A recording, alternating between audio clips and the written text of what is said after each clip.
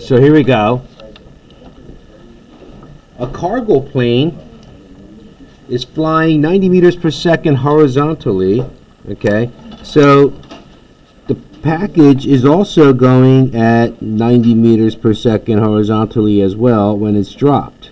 Okay, so you could think of this, the cargo plane is also going at 90.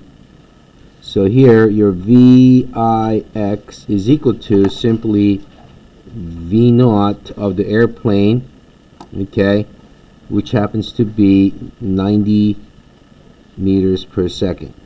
Okay, the initial velocity in y is 0 because it's dropped. Okay, so since it's only flying in horizontal direction, okay, so this package will basically fall to the landing spot. Okay, and they want to know when should this be dropped so that it lands perfectly at the right spot. All right, so the initial height, y initial, happens to be 120 meters, and your y final, okay, so your y final is equal to 0 meters. Thank you. All right, so we should calculate the time that it takes for this package to travel vertically 120 meters downwards. All right, so once we calculate the time, we can see what the range would be during that time of fall, right? And then if we drop this thing at this delta x position before the landing spot, it should hit the landing spot dead on, right? So let's start with my y final is equal to 0, obviously. My y initial is equal to 120 meters, right? My VIY is equal to 0, okay?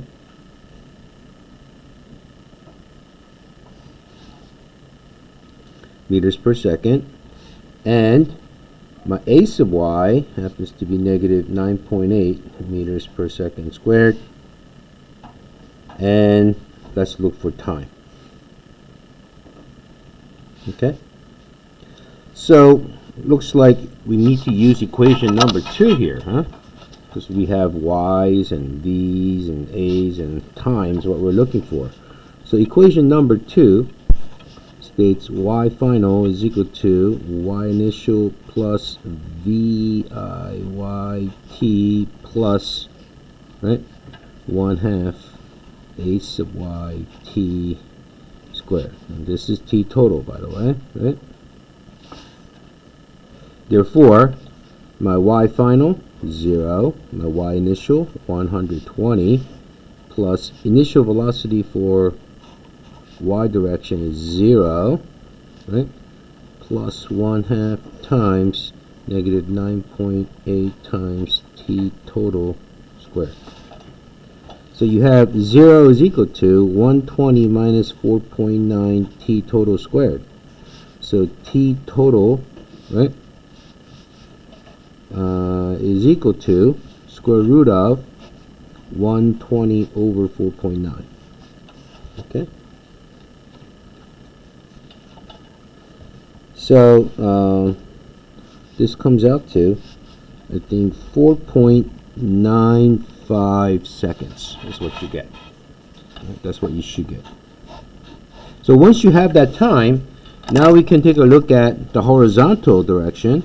Right? So delta x is equal to, right, VIX times t total. So delta x is equal to VIX, which is 90 meters per second, times t total of 4.95 seconds, and the delta x comes out to 445.5 meters as your answer. So if you drop this package 445.5 meters ahead of the island, right, then the package will follow the plane and then it should drop right on to the island. Is that okay? All right. All right. Then the other problem. This is the demonstration we did.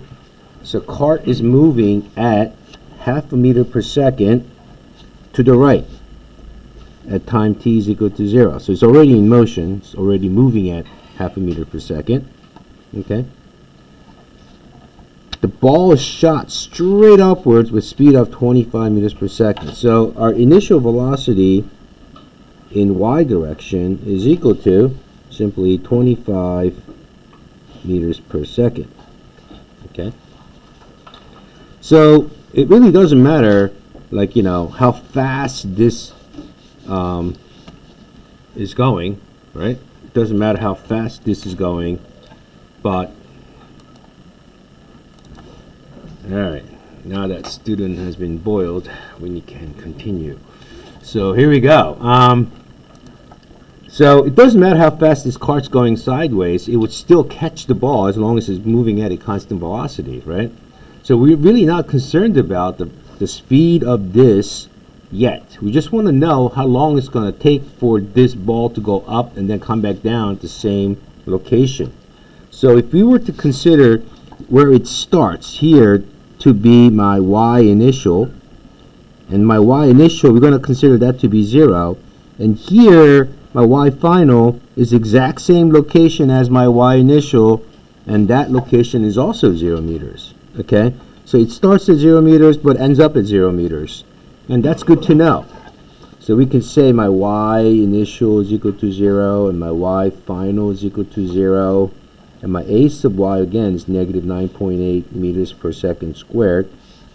And then I can probably find my time for this ball to go up and come back down, right? So let's do that first. Okay, so here my y final is equal to y initial plus v I y t total plus 1/2 a sub y t total squared. So if we plug everything in, here 0 is equal to 0 plus 25t total plus 1/2 times negative 9.8 times t total squared.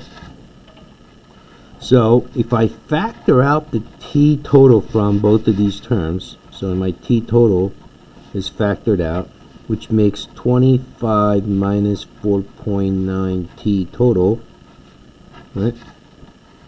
So either t total is 0, right, or 25 over 4.9, which is 5.1 seconds. Well, if it takes 5.1 seconds to go from here to here, or straight up and down if I'm looking at it this way, right? How far does this thing travel in 5.1 seconds to catch that ball once it's released, right? So this thing is like boom, right? So 5.1 seconds later it should be caught, right? So we can say now, well, delta x is equal to VIX times t total, right?